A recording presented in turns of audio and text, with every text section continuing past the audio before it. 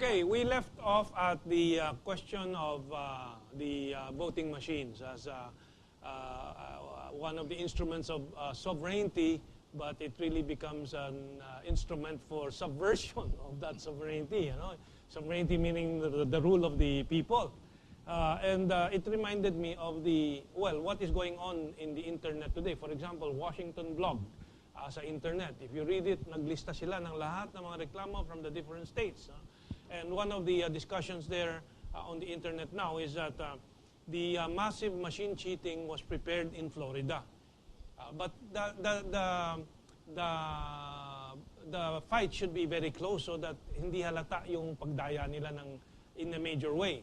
Although, as you said, and it's on YouTube, there are videos of people who punch Obama, lumalabas Romney. And in other states, mag-punch ng Romney, lumalabas Obama. Depending on who owns the election machine, what corporation owns, and what the alliance of that corporation is with or with whom. You know, Mentong, Germany, several years back, the German Federal Supreme Court decided that elections are a democratic process.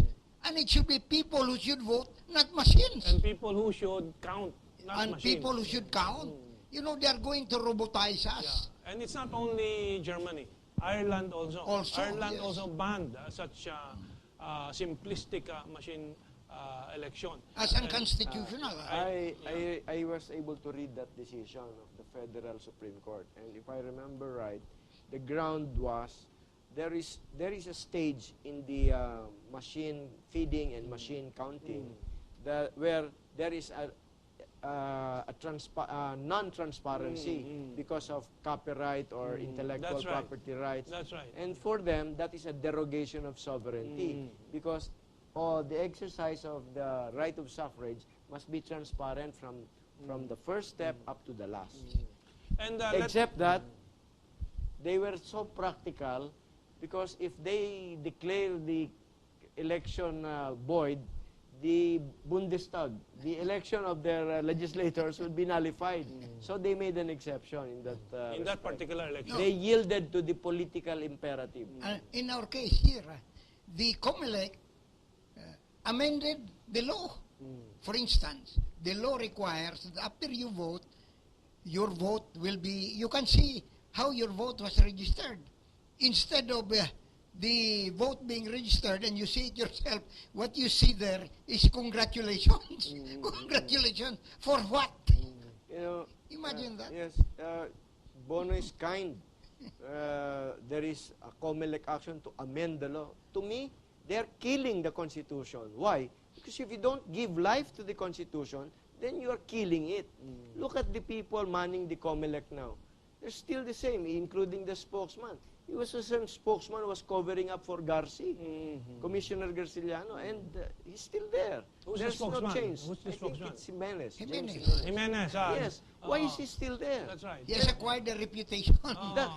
You know, these are veteran public officials, but since they were part of the group that got involved with the Hello Garci controversy, they should have had the decency to resign.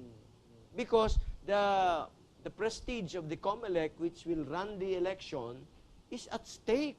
And even I, as an ordinary citizen, I will have my reservations because due process requires not only the substance of fairness, but more importantly, the appearance of it. So that if you lose the appearance, there is already a valid suspicion. Now, I'd like Chairman Brillantes to go over this. Because before the 2010 elections, a friend of mine who was very close to Gibo Teodoro was approached by 5 strategic people from the COMELEC. And he was the one who told me this story in the presence of my son, my youngest son. He said that he was approached that the elections will be sold to Gibo for 1.5 billion. Wow. And this guy said, no, I cannot approach Gibo because I'll be reprimanded. That family will not allow the cheating of elections, even if they have that kind of money. And they learned later that these people approach other people. He did not mention who. But what happened is, he asked these people before he left, are you not going to be scared that you'll be found out.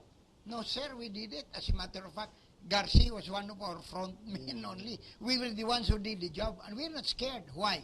We have already houses in Canada. No. You see, Yeah. the Brillante should inquire into who among the people in the COMELEC have houses in Canada, and who were the ones who did this. I want to stress the point that the machines were really unnecessary from the very beginning. When they justified it, they say the counting is slow. But you, as a veteran politician and candidate, you know that the counting at the precinct level is always finished by the end of the day, because you have only 250 voters per precinct, which is not going to take that long to count. It is in the transmission and the consolidation where the manipulation is done. The automation process should have been from that point to the final result. The counting could be recorded so that you can always compare the original counting. Number two, what is wrong with voters writing down and expressing from the deepest depths of their soul the names that they are choosing, di ba? They are trying to remove that human element, that conscious human element from our act of sovereignty. You know, Mentong, let me tell you this. When I ran for governor of Misamis Oriental during martial law, fighting the whole martial law machine. So what I did, we have 24 towns. That's about more than 250 kilometers from one end to another, and 2 cities. I started collecting the election returns from 6 o'clock in the evening from the farthest town from Cagayan de Oro. I did it up also in Cagayan de Oro after going to the farthest town in the west. And I was in Cagayan de Oro at 7:30 in the morning, armed with the results of the election. And I proclaimed myself the duly elected governor, because if I waited for these people, they would have proclaimed somebody else. You see? Okay. It's fast even with the handwriting of the voters. Precisely, yeah. Yes. Now, regarding this credibility of the elections, hinging on the credibility of the COMELEC, understand that it's very difficult to cheat.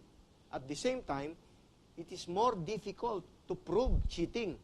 But we have a classic case of a senator sitting because he won the counting, and there is the other one who won the voting but was not able to sit.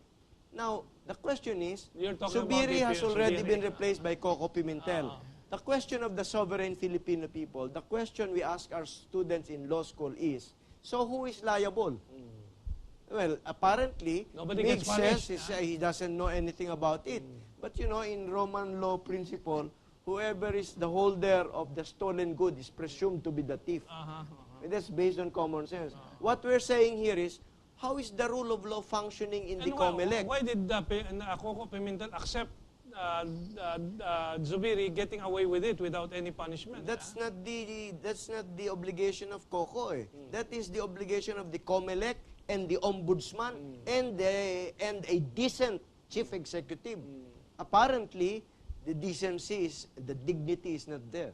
You know, Mintong, I'm wondering whether they have corrected the illegalities of the TCAS machine in the 2010 elections. You know, first, no more UV lamps. Without UV lamps, you cannot determine whether the ballots are genuine or not. Yes. So, patay ka na. Next, there are substitute memory cards. And remember, the TCAS machines function in this manner.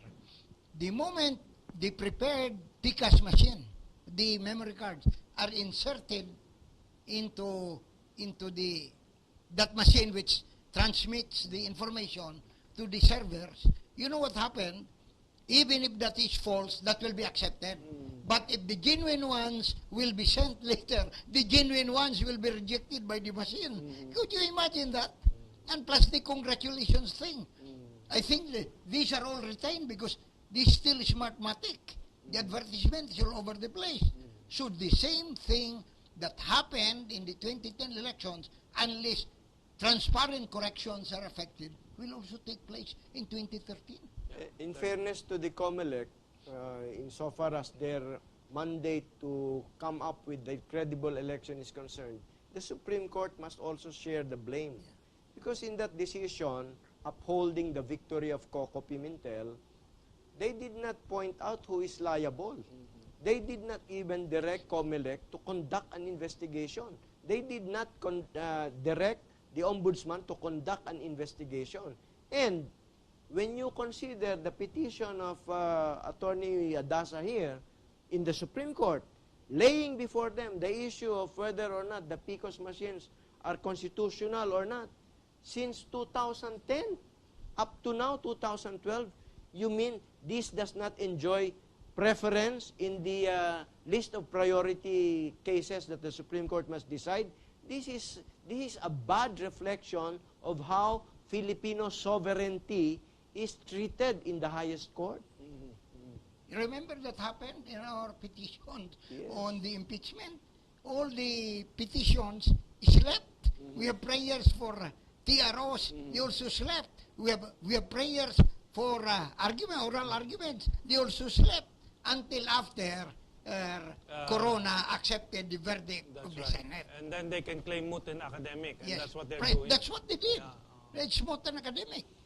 Yeah. So is this a reflection of the entire system, of the entire nation, or just the ruling class in the different institutions? This is a reflection of the whole system. The whole system should really be But we changed. reject it, so we're part of the system. Not every one of us accepts Yes, it. Diba? but the problem is not really that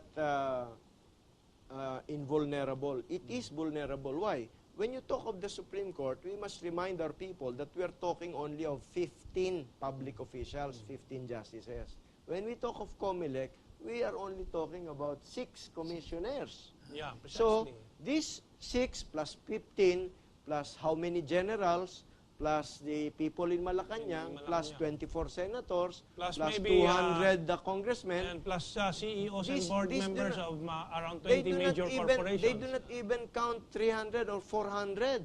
So what we're saying is the sovereignty of 90 million is being thwarted apparently by less than 300 of our Do country. you, Not just apparently, they're thwarted by a scandalous minority. Yes. That's the scandalous minority constitute the But why, how system. can this I stand edited. but how can this scandalous minority maintain power if 90 million or let's say not 90 million understand it. Let's say 500,000 people who are politically educated like us understand. How can they 300 people survive? Isn't it because they are actually backed up by American superpower military and political might? Yes, among others. But as usual, before in many interviews, I've said that when we can probably choose a leader who knows his onions and who knows his constitution, maybe even only for a period of 3 years, he can declare a constitutional transition government and all these shenanigans will be swept Well, away. what if the reaction of other people will be, so what if you're sovereign? Can you change the country? Will we be richer? Will we... Give us examples of how this is going to happen. How? We will be richer. Why? We will be better. Why? We can choose better officials. Why? Because Filipinos make their own decisions. Okay, you go. Attorney Alan. You know, the elements of statehood, people, government, territory, sovereignty. Let us check territory. Territory is not only land. It's not only sea. It's also airspace. And more importantly, cyberspace. This is what communications networks like ABS, GMA, GNN, they make hundreds of millions about. But what do the Filipino people who own cyberspace get for it? Okay, I'll give concrete examples, being the non-lawyer here Yes, and okay. maybe a business practitioner. We will not allow the Malampay contract to give only 10% share to the Philippines. A nationalist government will say, no, you foreigners get 40%, as the law says. We will get 60%. Right there and then, we would be $10 billion richer. Of course. We will not allow the Bangsamoro to get the Sulusi oil and the Guasan Mars natural gas. And we will say, hey, you're such a small group, you MILF, you get out. You were already defeated. And we don't care if Malaysia is behind your back and the US and Britain. that wealth is our people. Di mayaman tayo, very No, specific. not only that, Nendong. Oh. Nationalize communications, nationalize Electricity. public utilities Ayun, like public Meralco. Meralco is making billions. Nothing happens to the people except that they're groaning because of the charges to Meralco. So if there will be changes, the system will be set aside. The Filipinos, the millions of Filipinos will benefit from the overthrow of the system. Yes, yes. The sovereignty issue that you're asking about, in relation to territory, we are trying to fight for In relation to territory and wealth natin, Yes. national wealth. Let's for, make that very clear. for some islands in the West Philippine Sea. But you have the entirety of Sabah, which Ayun, according yun to na nga. Diosdado Macapagal, Ferdinand Marcos, your fellow graduates of the UP Law, very bright, have told the Filipino people, the Sabah is ours. It's bigger than Luzon. It earns $60 billion a year out of the natural oil resources. So, what are we concentrating? Our leaders are turning the attention of the people to Spratlys Islands, where there is no development. It is very much disputed. But the Sabah issue, which 2 Philippine presidents have already proclaimed as part of Philippine patrimony, they have not made a pipsqueak out of it. Okay, No, and wala. again, with a sovereign government, we will not allow foreign miners to come in and take out the gold and nickel and so on. Okay, we have the last 4 minutes. Yeah. But that is the law. Under the mining law, I was able to talk with the director of the Bureau of Mines. You know, the central bank is there's something wrong. Yeah, Why? yeah. Oh. Insofar as there are 2 kinds of miners, small-time miners and large-scale miners. Small-scale miners, yung mano-mano, they are required by law to sell their gold to the central bank at the fixed price. The large-scale miners, they are free to export, to bring out the gold. So you see, Why? it Di is ba? a derogation of sovereignty, but governmental power, which is derived from the sovereignty of the Filipino people, is being used against their very own interests. Okay, Bono, you're going That's to why, you know, we are going to an election 2013. Our people should be reminded that buying votes and being votes are criminal offenses. They are criminal offenses under the laws of God and the laws of man. But everybody seems to enjoy vote buying because the people are trying to share the loot of the politicians. Maka and magna, makapal ng mukha, magnanakaw pa. It's about time that there will be basic changes in the coming elections. The COMELEC should do something about it.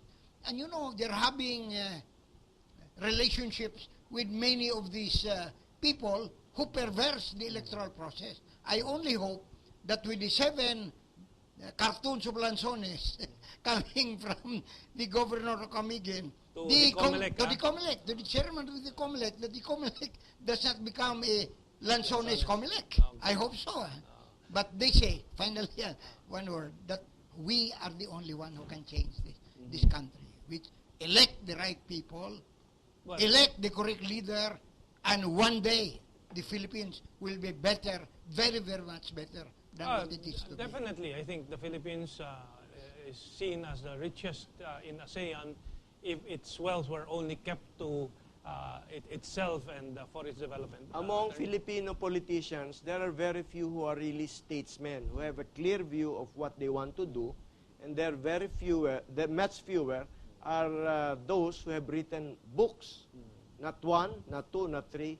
Bono is one of them. Thank you. Alan. Okay. Well, we have our last 3 minutes. I will sum up my point of view.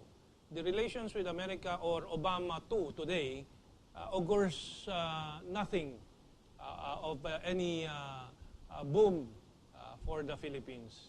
In fact, unless we wake up, we will continue to be victims of economic imperialism that will worsen in Obama too, because he has to hurry in exploiting countries that they can exploit for the U.S. economic recovery. And our media is not helping the public understand that. Our Bangko Central and Department of Finance are collaborators in the destruction of our economy through the currency war and strategic depreciation of the dollar that the U.S. is doing without any defensive measures for our people, our OFW, our BPOs, our export industries. That is my final point in this subject of boom or bomb na ma. Insofar as the topic is concerned, in 1836, U.S. President Andrew Jackson killed their central bank. No central bank for America for Andrew Jackson, and that was during that time where the United States, the American people, were able to wipe out, pay off completely their national debt. Very good. What I'm saying is, Obama is no Andrew Jackson. Okay, and Bono, being the senior, you will have the last word. Yes. You know, Make it a bit long because no, we still have a little time. Filipinos should remember this.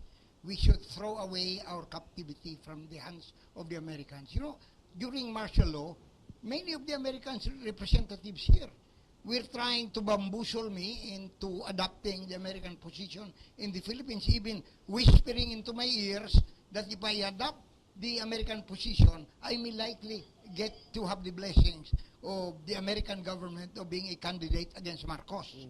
After all, Marcos and I graduated from the same College of Law, and I don't like to brag about beyond, no. And then, you know, this is the final point for our people.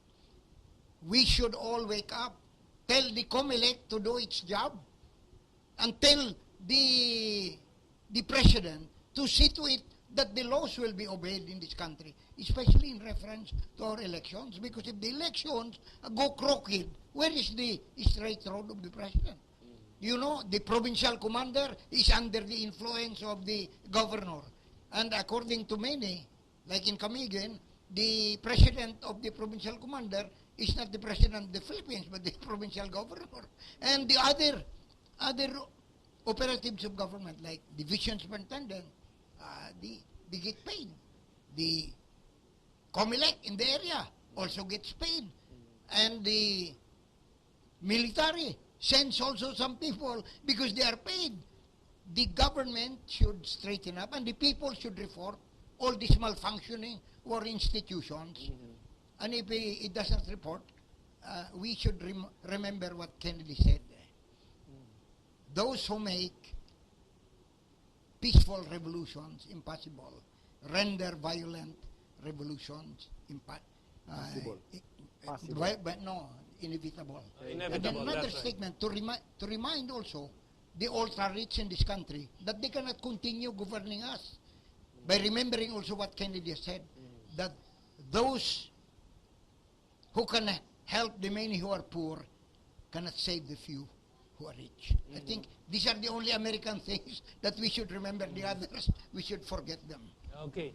Well, I just want to remind our audience that they can read some of these issues which I write on sa Opinion. I bring this up right now because Opinion will be in 700, 7-Eleven outlets by December 8th. That's great. So that means it's nationwide and very visible to the yuppies and so on.